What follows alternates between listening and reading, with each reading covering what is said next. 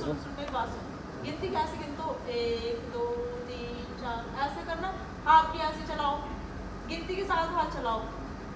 26 27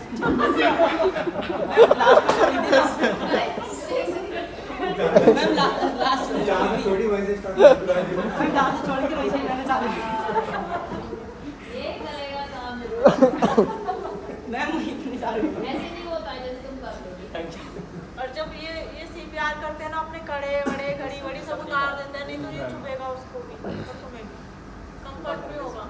ठीक है, अब क्या है, जैसे गिनती गिनते हैं ना, 1 2 3 4 ऐसे ही करना है, यानी 1 2 3 पता नहीं क्या कर रहे हैं।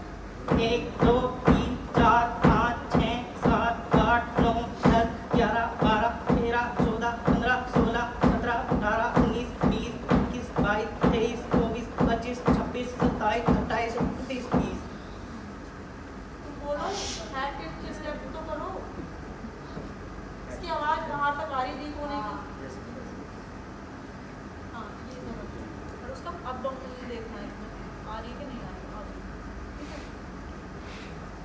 इसको हमेशा ऐसे रखना, क्योंकि इससे ना पूरी हो जाती है, इससे पूरी जाएगी, और ये जो यहाँ से ठीक हो रहा हो वो भी नहीं ठीक होता है।